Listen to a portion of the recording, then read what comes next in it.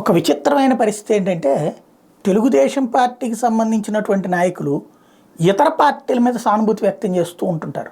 వాళ్ళ గురించి డిబేట్లు చేస్తూ ఉంటుంటారు.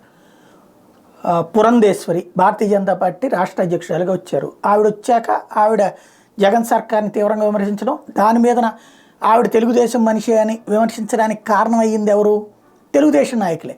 ఆవిడ విమర్శిస్తే భారతీయ జనతా పార్టీ నాయకుల కంటే తీవ్రంగా ఖండించింది తెలుగుదేశం పార్టీ నాయకులు. గోరంట్ల బుచ్చి చౌదరి, అయ్యన్న పాత్రుడు, అచ్చెన్నాయుడు ఇట్లాంటి వాళ్ళందరూ ఆమెను ఎట్లా అంటారన్నారు. ఇంతకుముందు సోమవీర్రాజు గురించి విమర్శించినప్పుడు ఎవరన్నా అసలు వీళ్ళే విమర్శించారు. అదే వైఎస్ఆర్ కాంగ్రెస్ పార్టీ వాళ్ళు విమర్శిస్తే ఆమెను కాపాడుకొచ్చే ప్రయత్నం వీళ్ళు చేసేటప్పటికి అది అడ్వాంటేజ్ అయ్యి వైసీపీ వాళ్ళు ఏం చేశారు, ఆవిడ తెలుగుదేశం మనిషి, తెలుగుదేశం ఆధిపాజ్ఞలో నడుస్తుంది, చంద్రబాబు నాయుడు మాటలు వింటుంటుంది అంటూ వాళ్ళు ప్రచారం చేసుకున్నారు. ఇప్పుడు అదేవిధంగా షర్మిల గురించి వీళ్ళు మాట్లాడటం ప్రారంభించారు. నిన్న చంద్రబాబు గారేమో అన్నా చెల్లెలు కొట్టుకుంటే నాకేంటి సంబంధం అని మాట్లాడారు. అది బాధ్యతాయుతమైన మాట. అట్లా వాళ్ళు కొట్టుకుంటే మధ్యలో మా మీద ఎందుకు పడతారు?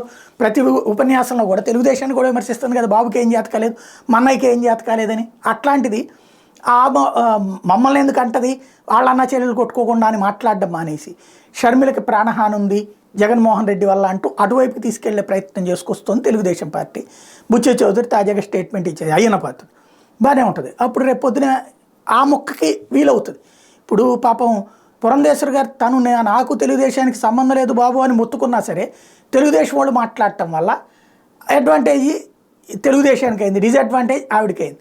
ఇప్పుడు షర్మిల విషయంలో అనవసరంగా కెలగకుండా ఉంటే పోతుందేమో, ప్రాణభయము ఇట్లాంటి జగన్కి కూడా ప్రాణభయం ఉంది ఆ లెక్కనైతే. షర్మిల వలన లేకపోతే కనుక బ్రదర్ అనిల్ వలన అని చెప్తే నమ్ముతారా జనం? షర్మిలకు ప్రాణభయం ఉంటుంది ఖచ్చితంగా. ఇప్పుడు జగన్ కనుక పొడిపిచ్చి లేకపోతే పొడిచాడు వాడు, తనే పొడిపించుకున్నాడని ప్రచారం చేసి అది తెలుగుదేశం పొడిపించింది అని చెప్పే మాట రాకుండా చేసుకునే ప్రయత్నం ఎట్ట చేశారో అట్లాగే రేపు పొద్దున్న షర్మిలు వీళ్ళు ఏమైనా చేస్తారన్నటువంటిది కూడా రావచ్చు కదా. ప్రధానికి ఒక్క కోణమే కాదు, రెండో కోణం కూడా ఉంటుంది కదా.